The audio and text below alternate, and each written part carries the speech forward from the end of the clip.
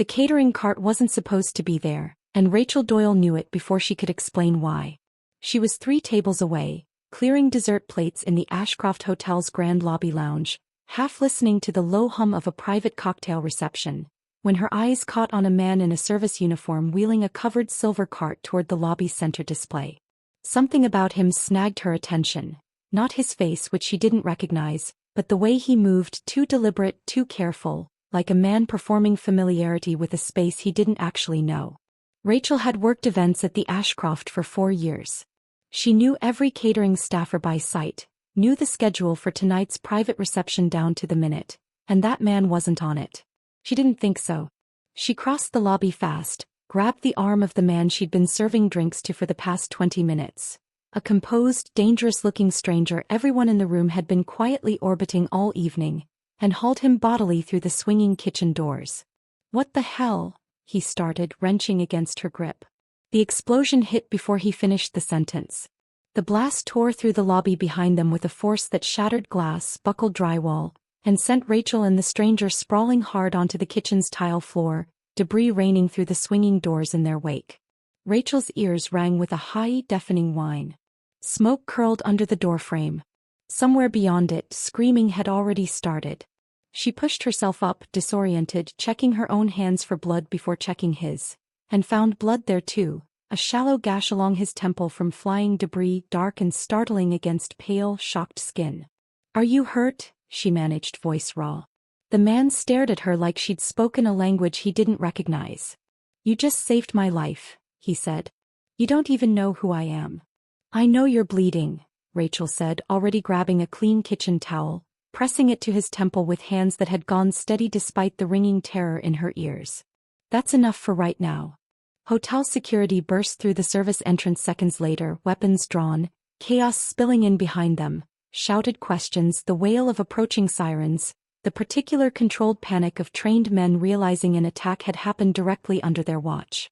2 of them moved immediately to the stranger's side, forming a protective wall around him with an urgency that told Rachel, with sudden cold clarity, exactly how much this man mattered to the people now flooding the kitchen.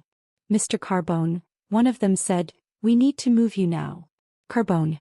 Rachel turned the name over in her ringing head, adrenaline and shock tangled together, and understood she'd just pulled a man named Enzo Carbone out of an explosion by pure instinct, without a single fact to justify why she'd known something was wrong. He caught her wrist before his security could pull him away, his grip firm but not painful, his dark eyes fixed on her face with an intensity that had nothing to do with the blood still trickling down his temple. "How did you know?" he asked. "What made you grab me?" Rachel opened her mouth to answer and found she had no explanation at all. Nothing beyond a wrongness she'd felt in her gut the second that cart crossed the lobby floor. "I don't know," she said honestly. "I just knew." Behind them, through the shattered doorway, the lobby was still burning. Rachel Doyle was 29 years old, and the 4 years she'd spent working events at the Ashcroft Hotel in downtown Chicago had taught her a skill nobody had ever formally trained her in: the particular, hard-won ability to read a room fast enough to prevent problems before they happened. She'd grown up the oldest of 4 siblings in a cramped apartment on the city's south side, her mother working double shifts at a hospital cafeteria, her father absent since Rachel was 11. By 14, Rachel was already helping raise her younger siblings, already fluent in the exhausting, hypervigilant skill of noticing when a room's mood was about to shift, a drunk uncle's temper rising, a landlord's patience thinning. The precise moment a fine from her exhausted mother actually meant it wasn't fine at all. She'd carried that same hypervigilance into a decade of service industry work, first in diners, then catering halls, finally landing at the Ashcroft, where her sharp, instinctive read of a room had made her one of the most requested servers on staff for the hotel's private events. She lived alone now in a modest apartment in Pilsen, her financial pressure constant and unglamorous. Rent, a car that needed repairs she kept postponing, and a standing monthly contribution she sent home to help her mother, whose hospital cafeteria job had never quite covered everything 4 kids growing into adults required. Her personal goal, held quietly and rarely discussed, was to eventually save enough to help her youngest sister through nursing school, a debt of gratitude Rachel felt toward a sibling who'd once given up her own college fund to help cover a family emergency Rachel had never fully forgiven herself for needing. Her emotional wound ran specific and deep. She'd learned early that noticing danger before anyone else did came with a cost nobody warned you about. The exhausting, isolating sense that you were always the one responsible for catching what others missed and rarely thanked for it, sometimes not even believed. She'd stopped over the years, trusting that her instincts would be taken seriously by anyone in a position of authority, learning instead to act first and explain later, if she explained at all. Her moral boundary was simple and unbending. When she sensed something was wrong, she acted regardless of whether she could articulate why, regardless of what it cost her socially or professionally to be the person who caused a scene over an unprovable feeling. The recurring object she carried on every shift was a small service pager clipped to her apron. Outdated technology the hotel had never bothered updating, but reliable in a way Rachel had come to depend on, its screen logging precise timestamps for every delivery and service call she processed throughout an event. 2 weeks before the explosion, Rachel had refused a wealthy guest's demand that she quietly look the other way while he slipped an underage relative extra drinks at a private party, standing firm against his thinly veiled threat to have her fired, protecting a teenager she'd never met simply because letting the situation continue felt like a betrayal of every instinct she'd spent her life honing. She'd been reprimanded by hotel management for the confrontation. She'd done it anyway and would do it again. That same instinct, trained, hypervigilant, utterly involuntary, was exactly what sent her crossing the lobby floor toward a stranger the moment a catering cart felt wrong in a way she couldn't yet name. Standing in the wrecked kitchen afterward, adrenaline draining into exhausted shock, Rachel understood she'd just made a decision that connected her irreversibly to a man whose name alone had sent hotel security into immediate disciplined crisis mode. "I need you to stay here tonight," Enzo Carbone said, still pressing the towel to his own bleeding temple, his composure visibly fighting its way back into place despite the chaos around them. "Whoever did this is going to want to know exactly what you saw." "I have a shift tomorrow," Rachel said automatically, some deep, exhausted instinct toward normalcy rising even now. "I don't think you understand," Enzo said, quiet and grave. "Whoever planted that device is still out there. And you're the only person in this hotel who spotted it before it went off." Rachel looked past him through the shattered kitchen doorway, at the wreckage of the lobby she'd worked in for 4 years, and felt the careful, ordinary shape of her life beginning to crack irreparably. The hospital's private consultation room felt too quiet after the chaos of the lobby, Rachel sitting stiffly in a plastic chair while paramedics finished stitching the gash on Enzo Carbone's temple 2 feet away. "You still haven't told me how you knew," he said once the paramedic stepped out, his voice steadier now, sharper, the composed authority Rachel had glimpsed earlier fully reasserting itself. "I told you. I didn't know, not really. Rachel searched for words that would make an instinct sound rational. "I've worked hundreds of events at that hotel. I know every catering staffer, every delivery schedule, every vendor's usual routine. That cart didn't match any of it. The man pushing it moved wrong. Too careful, like he was performing familiarity instead of actually having it. That's a remarkably specific read for something you're calling instinct." "Instinct is just pattern recognition you can't fully explain yet," Rachel said, a flash of defensiveness in her voice. "I didn't have time to write you a report. I had about 4 seconds to decide whether to trust what I was seeing." Something shifted in Enzo's expression. Not quite surprise, but a careful recalibration, the look of a man reassessing someone he'd initially underestimated. "You're right," he said. "I apologize. I'm not doubting what you did. I'm trying to understand it, because in 11 years running security-conscious operations, I've never had a stranger read a threat faster than my own trained team."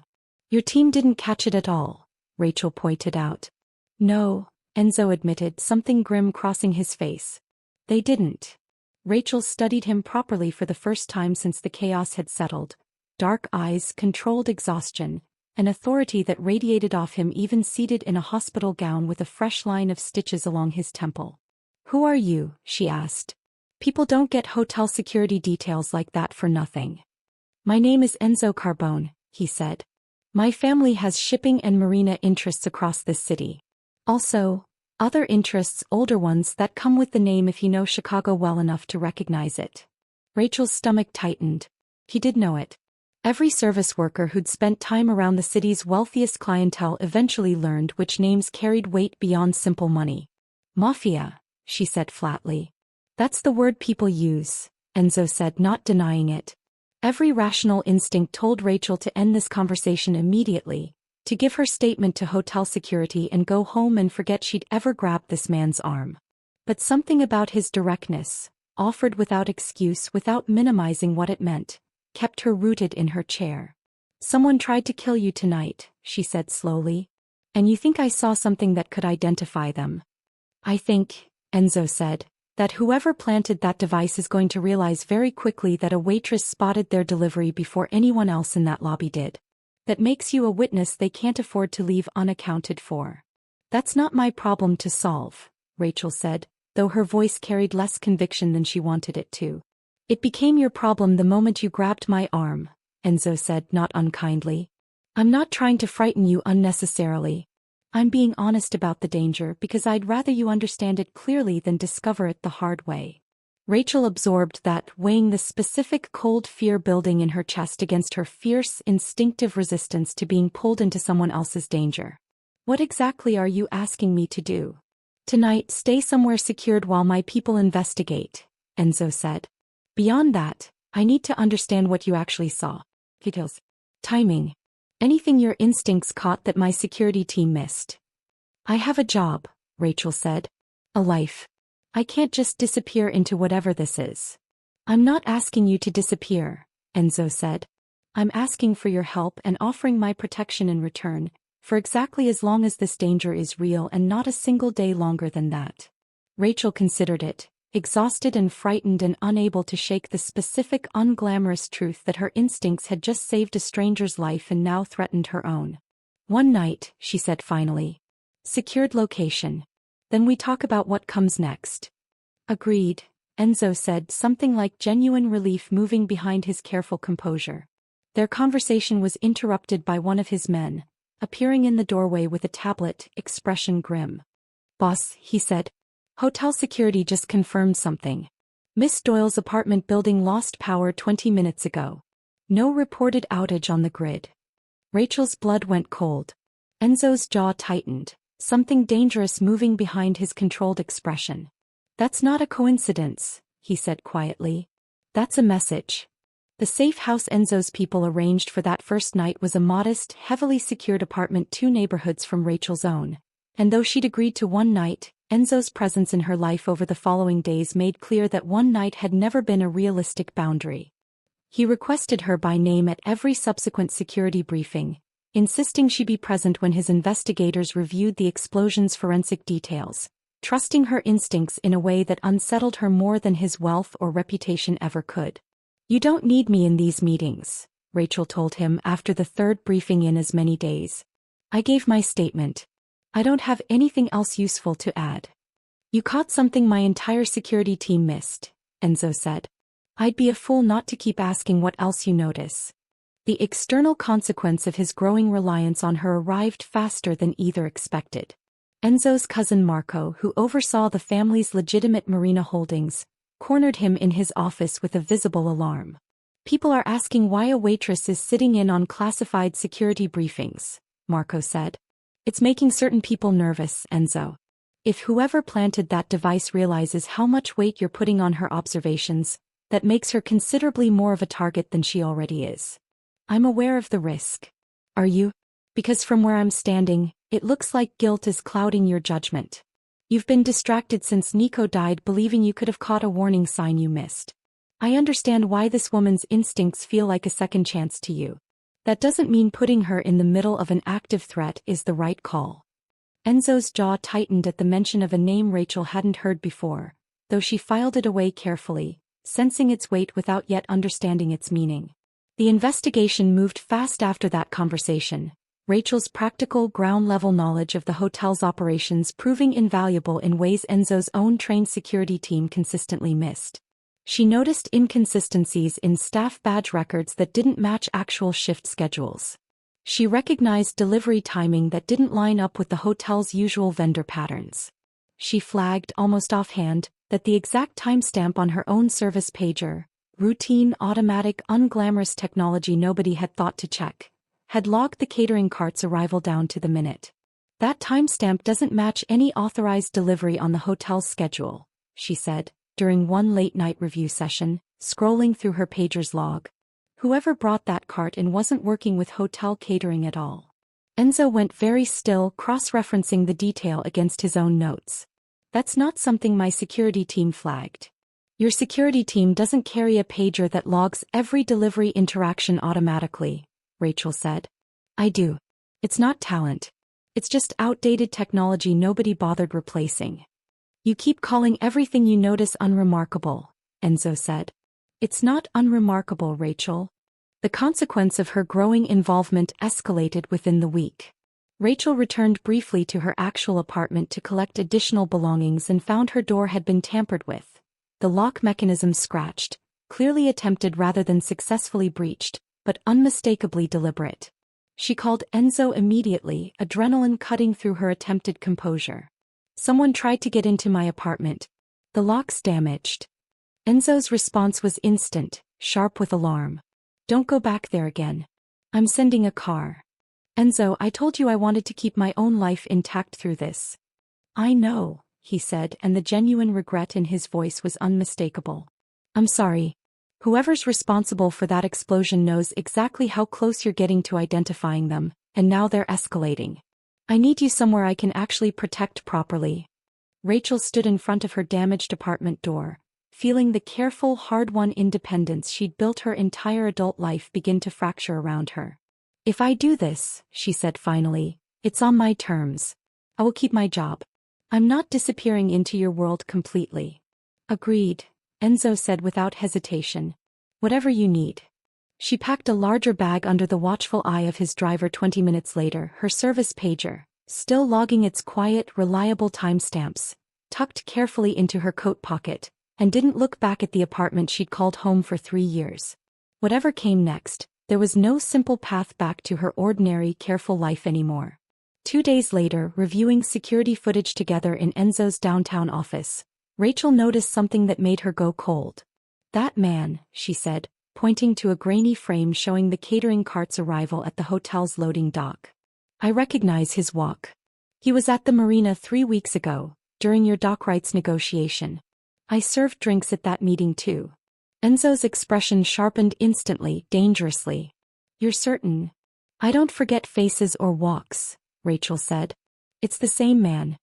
He was standing beside Rafael D'Amato that entire meeting. The name landed in the room like a physical weight. Enzo's jaw went rigid.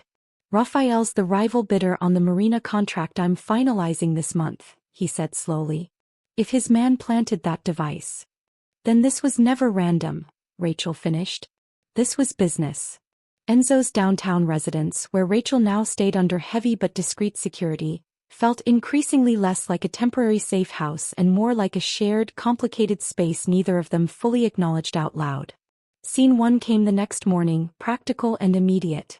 Rachel found Enzo in the kitchen before dawn, cross-referencing marina contract documents against his own security notes, exhaustion visible in the careful set of his shoulders. You've been at this all night, she said, setting coffee beside him without being asked. I keep thinking I should have seen this coming, Enzo said. Rafael's been aggressive about the dock rights contract for months. I dismissed his hostility as ordinary business posturing. I should have taken it more seriously. Hindsight makes everything look obvious, Rachel said, settling into the chair across from him. You couldn't have known he'd escalate to an actual bombing. Couldn't I? Something bitter crossed Enzo's face. I've seen warnings become violence before. I should have recognized the pattern. Scene 2 arrived 3 days later, an argument sharper than either expected. Enzo announced over a tense dinner that he wanted to move Rachel into a more isolated, heavily fortified property outside the city entirely. Absolutely not, Rachel said immediately.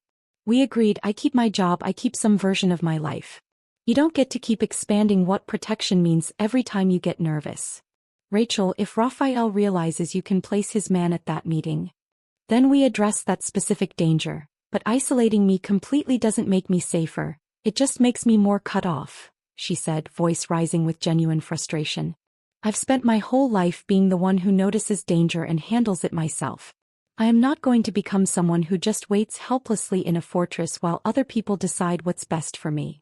Enzo sat back, absorbing the force of it, and for the first time actually paused instead of immediately defending his position. "You're right," he said finally. "Tell me what would actually work instead." Rachel's anger softened at the honesty. "Increase security here if you're genuinely worried. Don't ask me to abandon everything just because it's more convenient for your peace of mind." "Done," Enzo said, meaning it. Scene 3 came on the 7th night, when Rachel found him alone on the residence's small balcony, a glass of scotch he wasn't drinking held loosely in one hand. 3 years ago, a close friend of mine, Nico, warned me about a shipment he thought was compromised, Enzo said before she'd even asked what was wrong. I dismissed it. Told him he was being overly cautious, that the warning didn't match the intelligence my own people had gathered. He was killed 2 weeks later, in an ambush that happened almost exactly the way he predicted. His voice went quiet. I've spent 3 years telling myself I couldn't have known. Watching you notice a threat my entire trained security detail missed completely. It's forcing me to confront something I've been avoiding. Maybe I could have known if I'd actually listened instead of trusting my own systems over someone's genuine instinct. Rachel sat down beside him, close enough that their shoulders nearly touched. That's not the same situation, Enzo. Isn't it? A warning gets dismissed because it doesn't fit expected patterns and someone innocent pays the price. That's exactly what almost happened with you in that lobby. If you'd hesitated even a few seconds, second-guessed your own instinct because it didn't come from an official source. I didn't hesitate because I've learned the hard way that waiting for permission to trust myself gets people hurt, Rachel said quietly. I think that's the actual lesson here, Enzo. Not that you failed Nico by trusting your systems. Those systems only work when they leave room for the instincts that don't fit the expected pattern. He looked at her, something raw and unguarded moving across his face. You keep finding exactly the thing I need to hear without me ever quite asking for it directly. I've had a lot of practice reading what people actually need instead of what they're saying, Rachel said. It comes with the job. They sat in silence that wasn't uncomfortable, the city lights spreading out below them, and something passed between them that wasn't yet spoken but was undeniably present. Two people who'd both learned, through different kinds of loss, exactly how much courage it took to trust an instinct nobody else could verify. It was Marco who broke the moment, appearing at the balcony door, tablet in hand, expression tight. Enzo, he said. I finally cross-referenced the marina contract's bidding records against personnel logs from the night of the explosion. There's a financial transfer routed through a shell account that traces directly back to Rafael D'Amato, payment to a contractor matching the physical description Rachel identified from the security footage. Enzo's posture went rigid. That confirms it. It confirms motive and opportunity, Marco said. It doesn't confirm he'll go quietly. If Rafael realizes how close this evidence is to becoming public, he's not going to wait around to see how it plays out. Rachel felt a cold, sinking realization settle into her chest. The pager in her pocket, the timestamp she'd casually identified days earlier, suddenly feeling less like a helpful detail and more like the single piece of evidence someone very dangerous now had every reason to want destroyed, along with the woman carrying it. He knows I can place his man at that meeting, she said slowly. And now he'll know I've connected the timestamp too. Enzo's expression went cold and absolute. Then we finish this before he decides you're too dangerous to leave as a loose end. Whatever fragile calm they'd built over the past week had just shattered completely.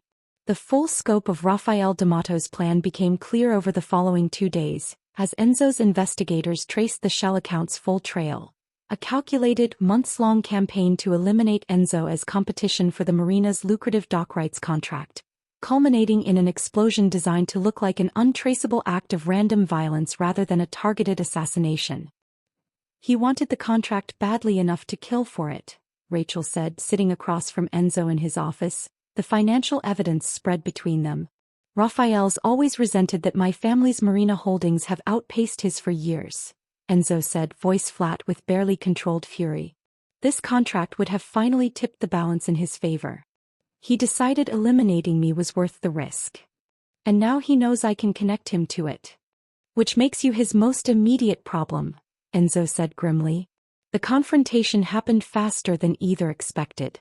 Rachel, retrieving additional files from a service stairwell connecting Enzo's office to the building's lower levels, found her path blocked by a man she recognized instantly from the security footage. The same careful, deliberate walk she'd flagged days earlier.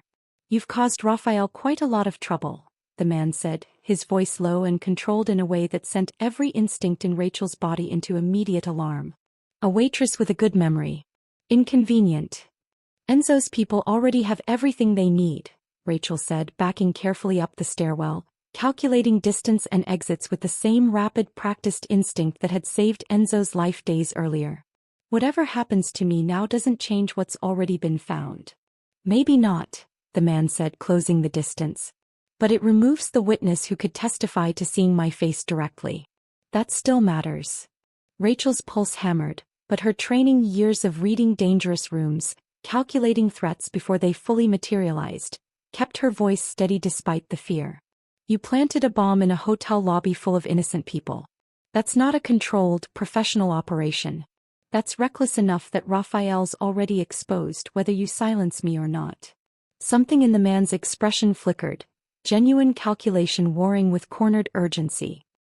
He lunged forward and Rachel, drawing on instincts sharper than she'd ever needed them to be, twisted sideways and shoved hard against the stairwell's fire alarm, the deafening blare filling the enclosed space and buying her precious seconds as the man flinched, disoriented. She didn't wait to see what he did next. She ran. Enzo found her 2 floors up, breathless and shaking but unharmed, his own alarm turning instantly to fury as she recounted what happened. "He was waiting for me," Rachel said. "In the stairwell. He knew exactly where to find me." "That means someone's been tracking your movements inside this building," Enzo said, already moving, already issuing orders to his security team with a cold, absolute authority Rachel hadn't fully seen from him before. "This ends now." The reckoning came that same evening, at a business gathering Enzo had arranged specifically to draw Raphael into a room where the accumulated evidence could be presented publicly, in front of witnesses who mattered to both their reputations. "Enzo," Raphael said, smooth and unbothered as Enzo approached him across the crowded room. "I heard about the incident at the Ashcroft. Terrible business." "It was," Enzo said. "Especially considering you arranged it." The room's ambient conversation dropped into sharp, listening silence. Raphael's easy composure flickered. "That's a serious accusation." "It's not an accusation," Enzo said. "It's documentation." He nodded to Rachel, who stepped forward with the assembled evidence. The security footage, the shell account records, her own detailed account of recognizing Raphael's contractor at the marina negotiation weeks earlier. "This man," Rachel said, showing the footage clearly, "delivered the device that exploded in the Ashcroft's lobby. I recognized him because I served drinks at your dock rights negotiation 3 weeks earlier, where he stood beside you the entire meeting." Raphael's composure cracked visibly. "This is fabricated." A waitress with a grudge, coached by Enzo to say whatever he needs. "The financial records aren't fabricated," Enzo said, voice going cold and absolute. "A shell account traced directly to your holdings, paying the exact contractor identified in that footage. You tried to kill me over a dock rights contract, Raphael, and you nearly killed dozens of innocent bystanders in the process. Then you sent someone to silence the one witness who could connect you to it." Raphael's hand moved toward his jacket, panic overriding his earlier calculation. But before he could finish the motion, Enzo's security closed the distance, restraining him before violence could escalate any further. "You're throwing away a decade of careful positioning," Raphael said as security led him away, "over a contract and a waitress." "I'm not throwing anything away," Enzo said. "You already did that the moment you decided innocent lives were an acceptable cost for winning a business deal." In the charged quiet afterward, Enzo turned to Rachel, something raw and grateful moving across his controlled expression. "You didn't have to stand up here publicly with your name attached to all of this," he said. "I did actually," Rachel said. "This needed to end in the open, in front of people who'd otherwise never believe it happened at all."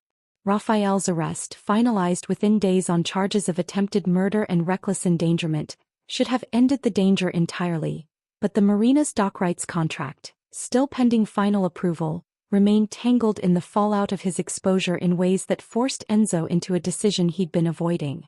"The contract's still technically viable," Marco explained in Enzo's office, the marina's legal paperwork spread across the desk. Raphael's arrest doesn't automatically disqualify his company from the bidding process. If you push forward now, you'll almost certainly win the contract outright, especially with your competitor publicly disgraced. And if I walk away from it? Enzo asked. You lose the single most lucrative opportunity your family's marina holdings have seen in a decade, Marco said. For what? The deal itself was never illegitimate. Raphael's methods were the problem, not the contract. Enzo was quiet for a long moment, studying the paperwork, something resolving behind his careful expression. The deal is inseparable from what it cost to pursue it, he said finally. Raphael tried to kill me over this contract. He nearly killed dozens of hotel guests in the process. He threatened Rachel's life directly because of it. I'm not interested in accepting a prize that came wrapped in that much violence, even if I'm not the one who caused it. Walking away sends a message too, Marco warned. It tells every rival in this city that violence against you actually works, that they can scare you off a deal if they escalate hard enough. No, Enzo said. It tells them that I won't build anything on top of bodies, even indirectly. That's a different message entirely, and it's the one I actually want this family known for. It was, Rachel would understand later, the single most costly decision Enzo made throughout this entire ordeal. Not the confrontation with Raphael directly, but the deliberate public withdrawal from a business opportunity that had nearly cost him his life and hers, done specifically to ensure the marina's future wasn't shadowed by the violence used to fight for it. He announced his withdrawal from the dock rights bidding process publicly, in a statement that made clear exactly why, that no contract was worth building on a foundation of attempted murder, regardless of who ultimately profited from walking away. The fallout was immediate and significant. Enzo's family absorbed a substantial financial loss, one that would reshape their marina operations for years. Several business associates, confused or frustrated by what looked to them like an unnecessary sacrifice, quietly distanced themselves from future dealings. Enzo never once complained about any of it. You gave up the biggest deal your family's seen in a decade, Rachel told him, finding him alone in his office one evening, exhausted in a way she hadn't seen from him before. I'd give it up again, Enzo said simply. Without hesitation. Why? Rachel asked, needing to understand fully. The contract itself wasn't illegitimate. Raphael's methods were the problem, not the deal. For years I told myself that separating legitimate business from the violence that sometimes surrounded it was possible. That I could win contracts, build wealth, expand my family's holdings, and somehow keep that entirely separate from the darker realities that occasionally intersected with it, Enzo said. Watching you nearly get killed in a stairwell because of a deal I was pursuing showed me exactly how naive that separation actually was. I can't build something honest on top of violence, even violence I didn't personally choose. Walking away from that contract is the only way I know how to actually mean that instead of just saying it. Rachel was quite a long moment, weighing everything he'd admitted against the fierce independence she'd fought to protect throughout this entire ordeal. I need you to understand something too, she said finally. I'm not interested in staying close to you because I feel like I owe you anything for protecting me, or because you made a costly, principled decision. I've spent my whole life trusting my own instincts and rarely getting believed or thanked for it. I won't accept comfortable gratitude as a substitute for something real, not even from you. That's exactly what I want you to understand too, Enzo said. Whatever you choose next, it has to be entirely yours. Rachel pulled her worn service pager from her pocket, turning it over in her hands, the small device that had unwittingly logged the timestamp that helped convict Raphael. This thing saved both our lives in its own small, unglamorous way, she said. I keep thinking about that. How something so ordinary, something I never once thought mattered beyond clocking deliveries, ended up being the exact piece of evidence that mattered most. Ordinary things matter more than anyone expects, Enzo said quietly. That seems to be a pattern with you. Maybe, Rachel said. Or maybe it's just that ordinary people paying attention matters more than anyone gives them credit for.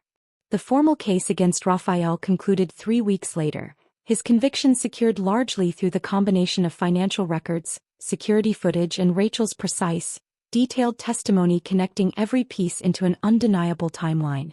You didn't have to testify in person, the lead investigator told her afterward. A lot of witnesses in your position would have accepted a written statement and avoided the exposure of a public trial. He tried to have me killed in a stairwell, Rachel said simply. I'm not interested in letting that happen quietly, where it's easier for everyone to look away from. Enzo found her afterward outside the courthouse, autumn light cutting sharp across the Chicago skyline. It's over, he said. Raphael's conviction is final. The marina contract's been reassigned to a company with no connection to either of us. How does that feel? Rachel asked. Lighter than I expected, Enzo admitted. I spent years believing that winning mattered more than how you won. Watching you refuse to be silenced, watching you trust your own instincts even when explaining them felt impossible. I think I finally understand what actually matters more than winning. What's that? Building something you can actually stand behind completely, Enzo said. Without flinching from what it cost to get there. Rachel looked at him, a powerful, complicated man who had walked away from his family's biggest opportunity rather than let violence define what he built, and felt something in her careful, hypervigilant life finally fully settle. I'm not disappearing back into my old life, she said. But I'm also not becoming someone who exists only inside yours. I want both on my own terms, built slowly the way everything real actually gets built. Those are good terms, Enzo said. I'll hold on to them. 2 months later, Rachel still worked events at the Ashcroft Hotel. Rebuilt now, the lobby restored, though she still felt a small, private tightness crossing the exact spot where the catering cart had once stood. Enzo had offered her more than once, a life of complete comfort and safety, full financial security, an end to service industry work entirely, protection that would never again require her to clock in for an ordinary shift. She turned it down every time, gently but firmly, exactly as she'd promised herself she would. You could stop working entirely, Enzo said one evening, finding her reviewing next week's event schedule at her kitchen table. You've more than earned that. I know, Rachel said. But I like this work. I'm good at it and it's mine, built by me over years without anyone handing it to me. I'm not interested in trading that away just because an easier option exists now. Then what do you want instead? I want you to stop asking me that question like there's a version of my answer where I say yes eventually, Rachel said, though her tone carried more warmth than irritation. I want to keep my independence.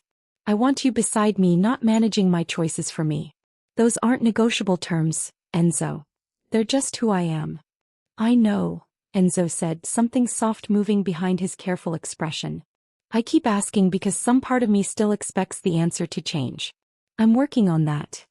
She reached into her apron pocket where she still carried her service pager on every shift, worn now, its screen slightly scratched from the night everything changed. I almost didn't bring this back to work, she said. After everything it ended up meaning. I thought about retiring it, keeping it as some kind of memento instead. Why didn't you? Because I think it's supposed to keep doing exactly what it's always done, Rachel said. Logging small, unglamorous details nobody thinks matter until suddenly one of them does. That's not really about the pager. That's about trusting the instinct behind it, even when nobody else believes it's worth trusting yet. Enzo took her hand gently, the gesture entirely hers to accept or decline. I know I complicated your independence pulling you into all of this danger the way I did, he said. I've thought about that a lot. Whether protecting you actually helped or whether it just handed you a different, more dangerous version of the same problem, someone else's world overtaking yours. It did complicate things, Rachel admitted honestly. But you also listened every single time I pushed back. That's the difference. You didn't just decide for me and expect gratitude.